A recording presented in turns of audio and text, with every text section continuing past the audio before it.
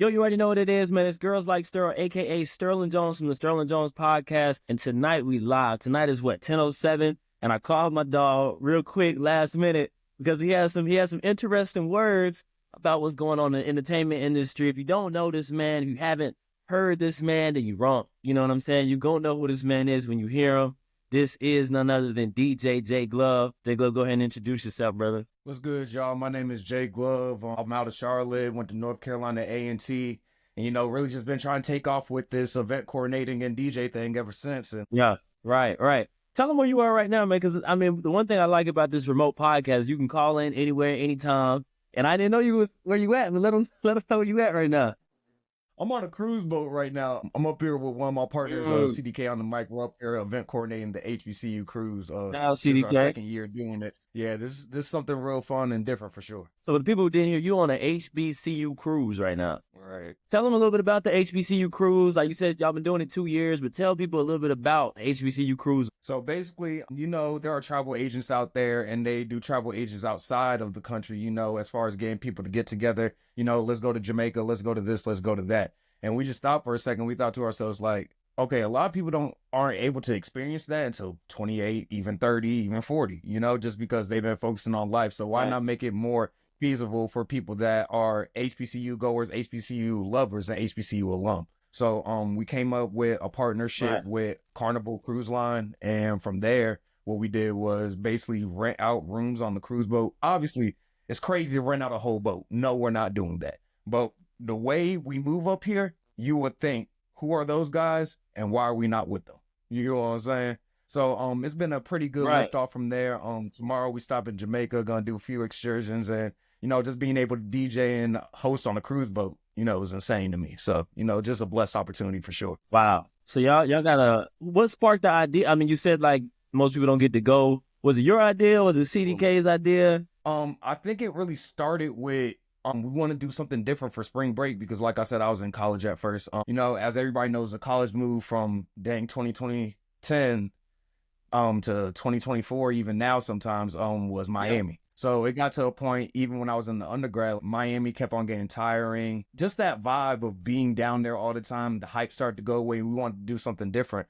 I just left Houston last week, so we got that too. But this is one of the things that, we collaborated and just said, let's do something different outside of Miami since that's already dragged through the mud. So I called you today because I saw you say some interesting things on the ground. You were calling out entertainers, promoters, club owners, and DJs more specifically for the curation, if you will, of these parties and where it's going, and you feel like it's going the wrong way. And I'm in with you because I've been through the circuit being a DJ, being a host, and it's no reason the songs I heard at my parties should still be the same songs. Some of them, they shouldn't be the same songs we hear now.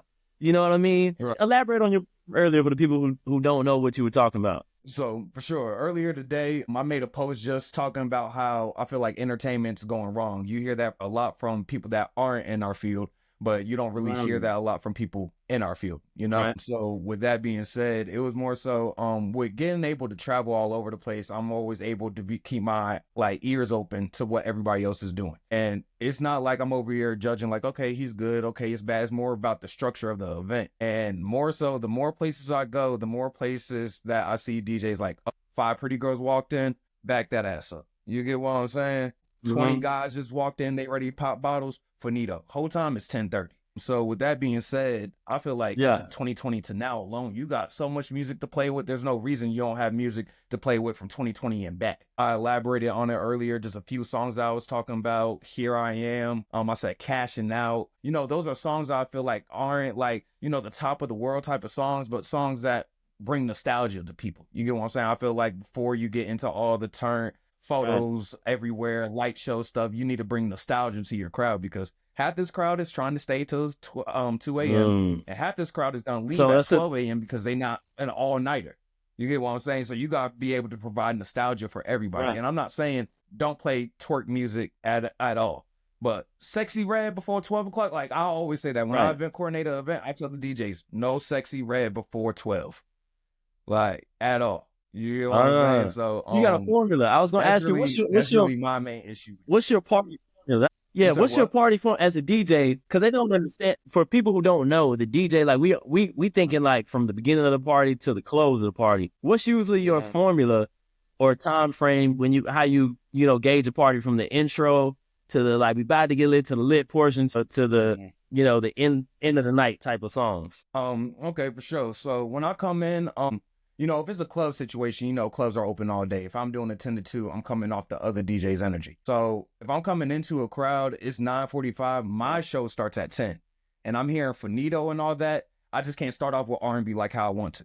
So, I might start out with them cashing outs. Okay. I might start off Respect. with, Money Baby. I might start off with Love Me by Lil Wayne. You feel me? Just songs that bring nostalgia to get that hype up. But then once all that stuff is done and I got control of the party, I'll really go back into a R&B bag and really keep that R&B all the way up until 10:50, 11. If it's a situation where, hey, people are popping at 10 o'clock, I'll switch it over to a vibe that brings nostalgia but isn't too trapped out, that you can still pop a bottle to, if that makes sense. Mm-hmm. A lot of people think 12 o'clock is the boom, we got to drop banger here. Me personally, I don't think it's like that at all unless it's New Year's Eve. You get what I'm saying? So the way I used to structure in college for sure is, once 12 o'clock, 12:30 hit, I'm banger. But, with so much music out, I'm able to spread this out to where I'm not even dropping songs like that until 1 o'clock. And then even on top of that, I feel songs like Swag Surf, Dreams and Nightmares, Finito, it needs to be a certain reason you're playing that song. You shouldn't be playing that song on a random Tuesday night at Crew with 3 sections going. You get what I'm saying? So it's just more so just figuring out when to play those songs too, because not every party is a Swag Surf. Not every party is a Finito. Got you. So when it comes to you and CDK, like he's the host, do you host and DJ at the same time, or do you just let your host rock out, or like what's your policy with that in most cases? So boom, I'll put it like this. I hate the Charlotte market like it's nobody's business. But one thing I learned when you go to the Charlotte market, like it puts you in a position where like you don't have a host. Hosts aren't in these other cities like Charlotte, Houston, Atlanta. So when I moved out of college and, had to start talking on the mic more, I was like, okay, I got to talk on the mic. And that really helped me and CDK's relationship because a lot of times the host is the hype man. No, I'm the hype man for the host.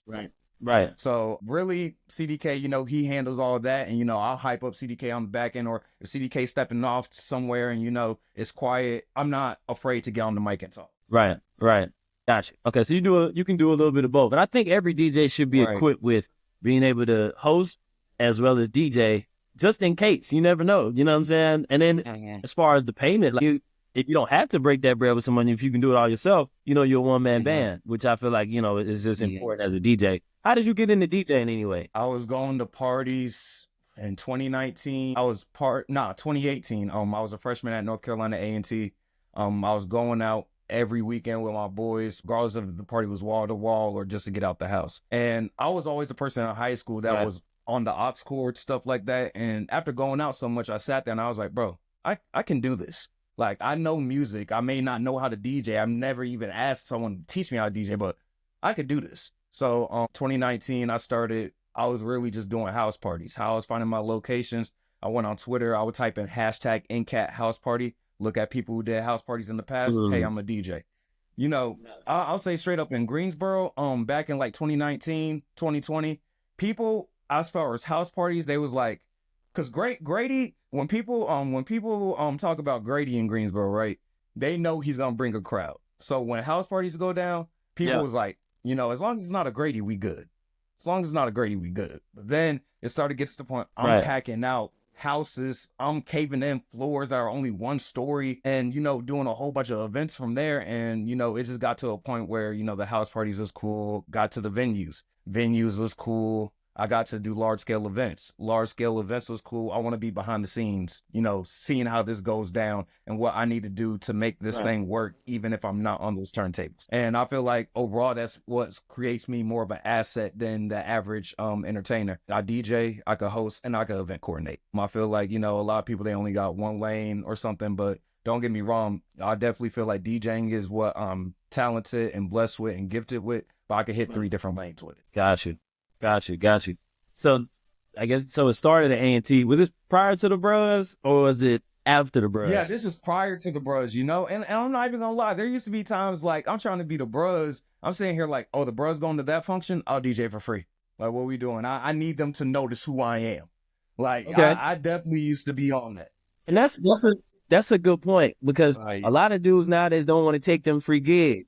And I'm like, you got to put yourself out there first to even get the name, for your name to start buzzing in the street. For when people thinking about having a party, be like, okay, we need JGlove. I heard Brad at the last party I was at, and they'll reach out to you. Is that sort of how it sort of happened for you organically? Yeah, that's basically how it happened. Basically how I feel like, I had connection to my chapter as is because my brother-in-law, he married my sister, and he crossed, my chapter back in 2003. But, I felt like I was just known from their point of view. Oh, you just man's brother-in-law. I felt like I didn't have my own name. So, one of my homeboys that was already in the Greek life the year before me, he was a Kappa, having a party. He's going to throw me the lob because this my man. Say, you want the party? You want the party? We'll pay you this. I'm sitting here like, you know what? It's a pay cut, but the Q is finna be here. And I'm trying to get with them. So, hey, I'm about to DJ my butt off and make them notice me to let them know, hey, I get y'all cool with my mans, but I'm me. Yeah.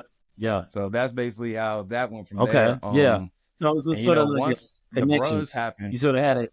yeah, once the bruz happened, it was out of there. It was just like, it was more than just JGlove. You know, the Q DJ, he's gonna be there tonight. Like, you know, that it just hit a whole different type of level from there.